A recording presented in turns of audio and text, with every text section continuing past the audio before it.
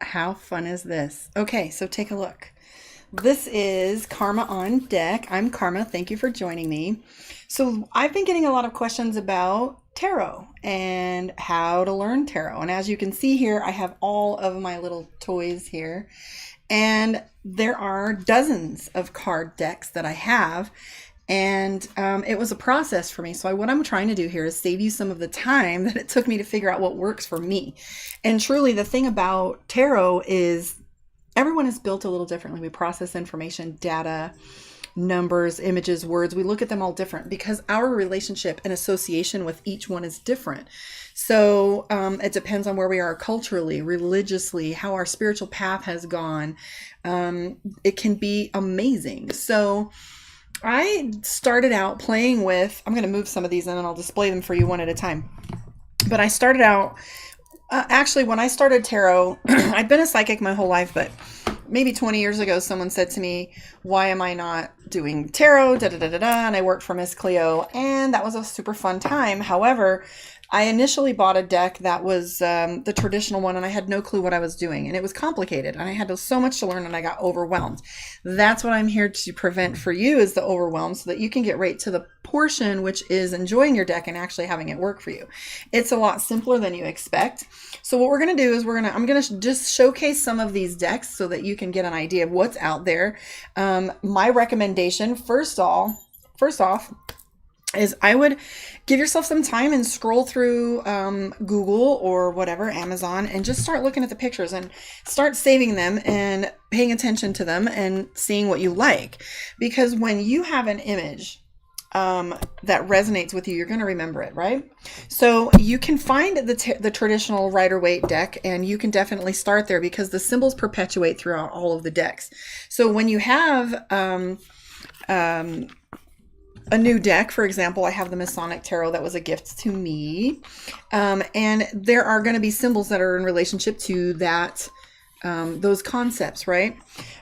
However, the most interesting thing is that the Rider-Waite Tarot deck in its creation was in and of its time. Two things were happening with it. From my understanding, I'm just a simple soul, so this isn't complicated.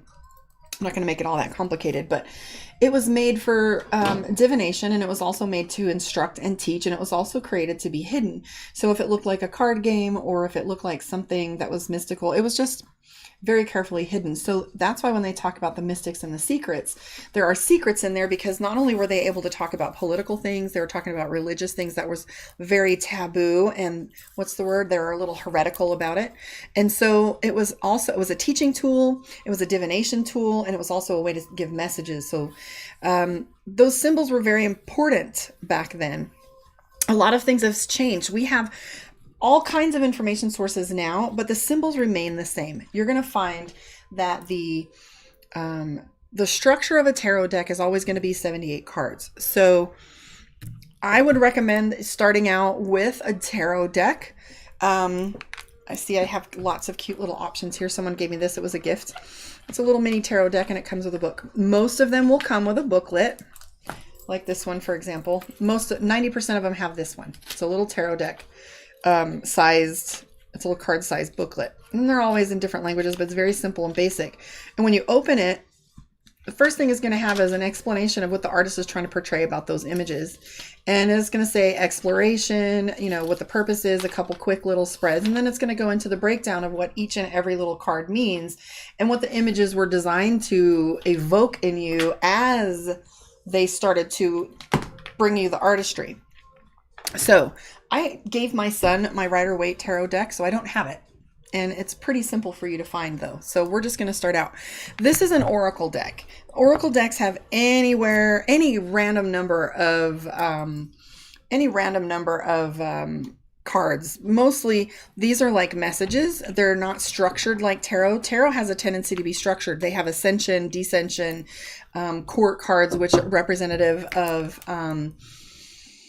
people, persons, and influences. But a deck like this one, the Oracle cards, these are all message cards. They're absolutely stunning. Often I will use these after a session when someone wants to get a specific message just for them.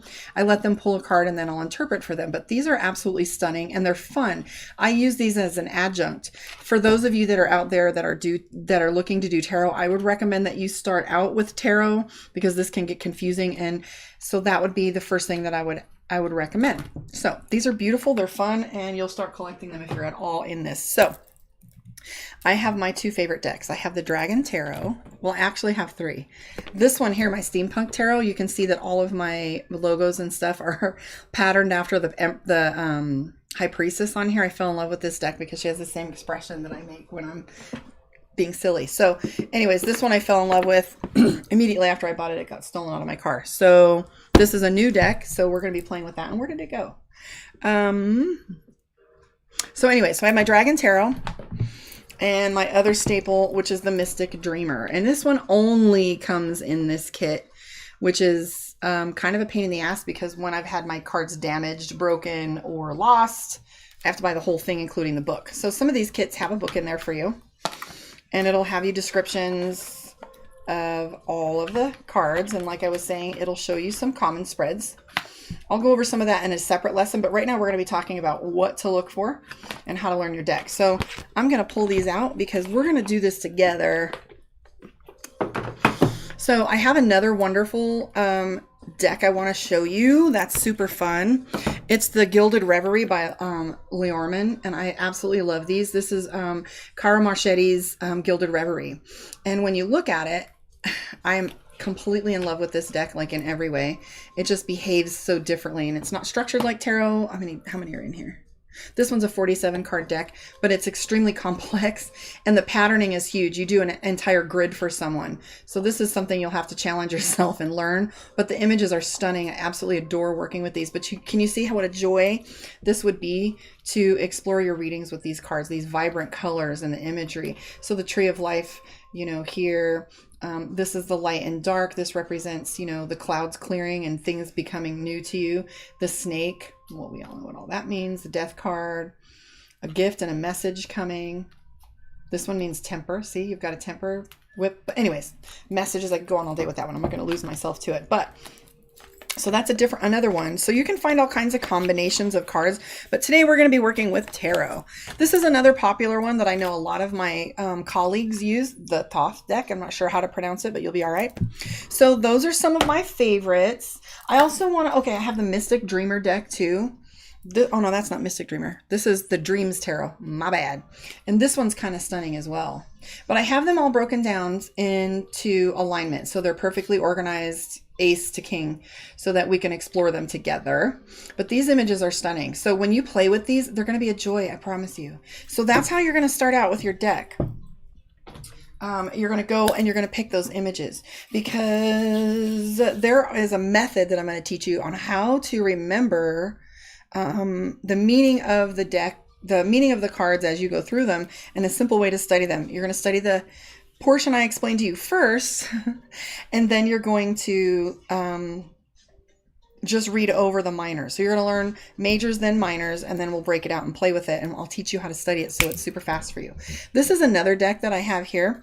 Now, you can also pick up images and you can also pick up themes.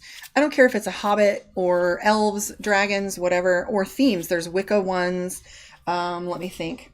Yeah, it's like infinite. So right here, this one is my Sensual Wicca Tarot. I don't know what inspired me to get it, but every one of these cards deals with sensuality, sexuality, deviancy, questions, problems, relationships with that. And they're they're beautiful. There's all kinds of different dynamics. I specifically bought this one after I had certain people coming to me with a specific type of question regarding sex or sexuality. This one also has dynamics built into it, everything from family to diverse different combinations of relationships. So there's male, female, male, and like here. And then there's also different combinations in here. So for my poly people, there's another male relationship there, which is beautiful because our world isn't created in specifics like that, like just one way of doing things. So this deck is beautiful when I have people in different dynamic relationships. So not only can you pick a deck for you, you can pick a deck for a specific purpose. So for example, as we talk about that, my Dragon Tarot is excellent when I use it. So you'll find how they behave for you. But when I use the Dragon Tarot, it plays with, it breaks things down. It goes on, the energy goes toward like decision making, money, less so about relationships, more so about decisions and the whole like plan and outlay of things that are going on in your life. This one's my map and decision making deck.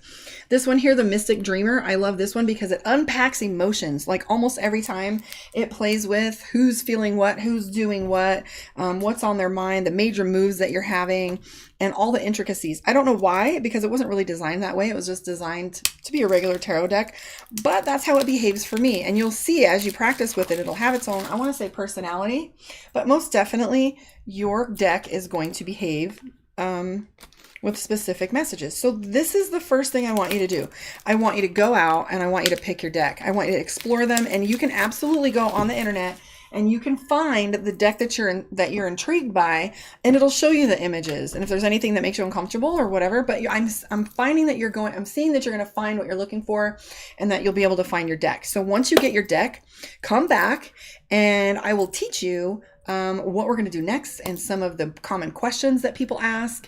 And also, yeah, I'll teach you what to learn first and the different spreads and stuff. So anyways, yeah, come play with me. I'm Karma with Karma on Deck. If you would like a one-on-one reading with me, find me at karmaondeck.com or come see me in Las Vegas at Karma Connection. Please share, stay a while, subscribe, and so many new things coming up for you guys. I will see you soon. Thanks for sticking around. See you next time.